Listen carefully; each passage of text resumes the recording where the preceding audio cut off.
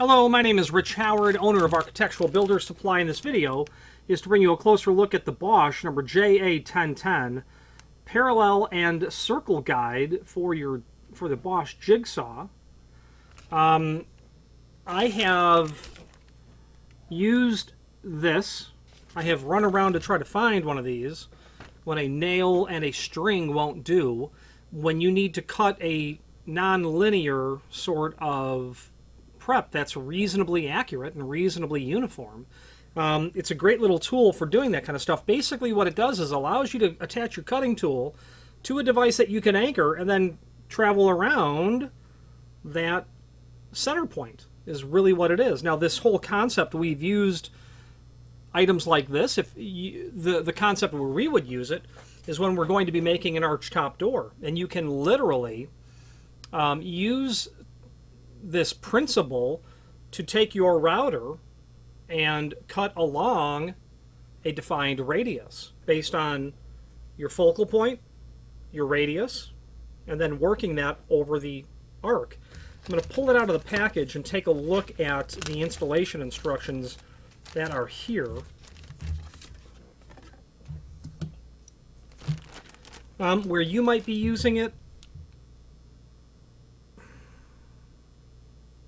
you know where you might be using this. I have built in the past, I didn't use this for building this, but I used the same principle.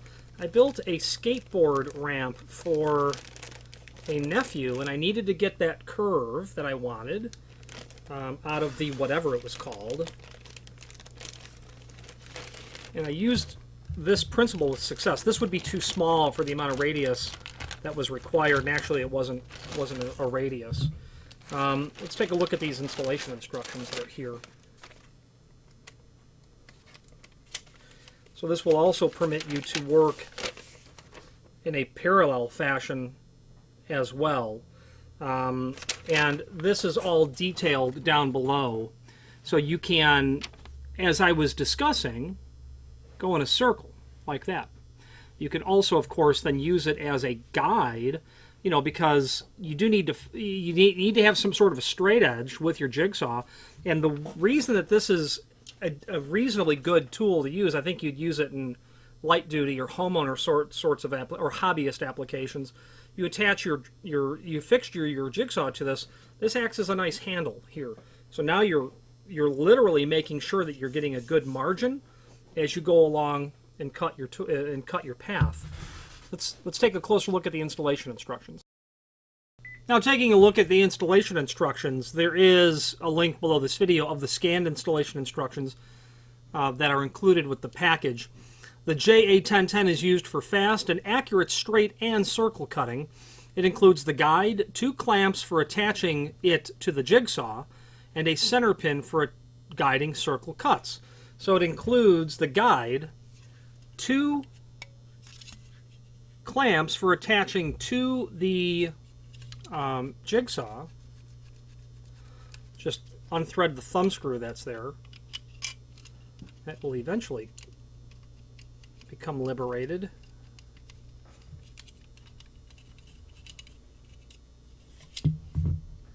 Then you have your way to attach it to the base of your jigsaw and be able to slide your tool in, clamp it down.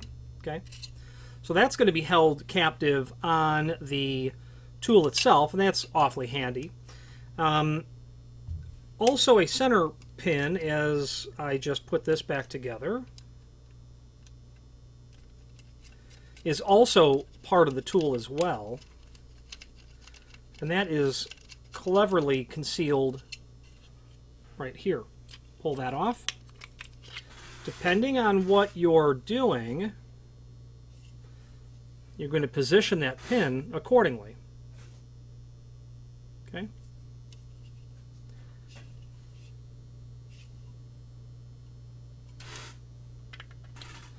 You're going to be able to place that, tap it into the surface of whatever you're cutting out, then you're off to the races. One end of the clamp is used to attach the guide's bar to jigsaws that have narrow tops on their footprint mounting slots, and the other end is used to attach the guides bar to jigsaws that have wide tops. So the bottom line is you'll be able to handle either of those scenarios. When possible, attach the bar to the jigsaw using both clamps for enhanced grip and precision. Obviously, running it through the tool, clamping it on both ends. You don't want the jigsaw to move on you. It's hard to, two-hand operation something. Attaching the guide to the jigsaw, that is, orient the blade clamp so that the proper end is placed on the jigsaw foot from either side of the tool. Insert the guide bar through the clamp, then through the slots provided in the foot, with the guide's fence oriented correctly for the intended application. Okay, you obviously want to get it put on the right side of the tool. Place lock knobs on proper side of clamps and tighten securely. For parallel cutting, you can go from 5/8 of an inch to 6 inch from the edge of the workpiece. The guide fence surface needs to be positioned alongside the workpiece. Hook clamps onto the foot plate, adjust fence to desired width, and place lock knobs on proper side of clamps. Securely tighten, you can read that. Circle cutting, same sort of scenario. Determine the best center point of your desired circle. Drill a 3/16 center hole into the workpiece for enhanced precision. Drill the hole using a drill press if possible. They want that hole to be obviously perfectly plumb and perpendicular to the surface completely. Drill or plunge cut near the circle's edge. Turn off the saw and disconnect the plug from the power source. Insert the guide bar through the clamp. Obviously now you're getting the entire tool back clamped to the jigsaw. So what they're saying is before you get the jigsaw and the guide connected together, pre-drill a hole in the workpiece so that when you are ready to go, you can place the clamp down, place the tool down with the saw into the workpiece. Of course, be mindful of the length of the saw. If you're making a portal hole in a door, you're going to want to make sure that the jigsaw, if it's a steel door, is really nice and short.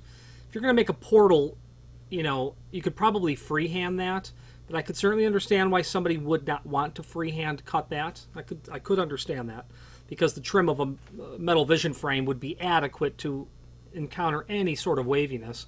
You're obviously going to run a pencil mark, but if you're the type that wants it to be as precision as possible, have at it. Use the guide, the circle guide.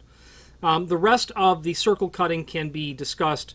The only thing that you're going to want to do is make sure that put a pencil on the end of the tool and mark your hole to make sure that it's the desired size.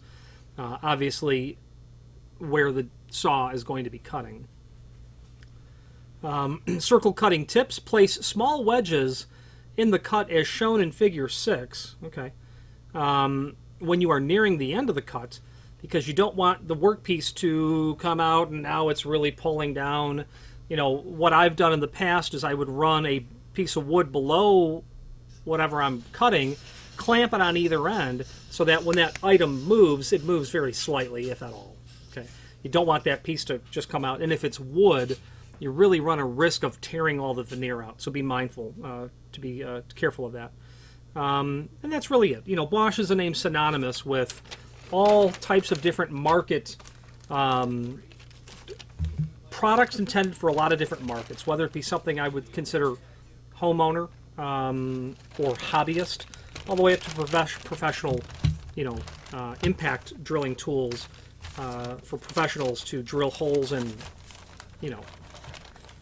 substantial building construction.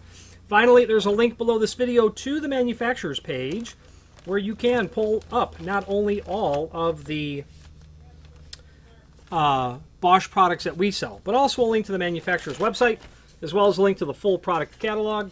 Any questions on the Bosch JA1010 circular and parallel cutting guide or any other Bosch product, please feel free to reach out to us. And thank you.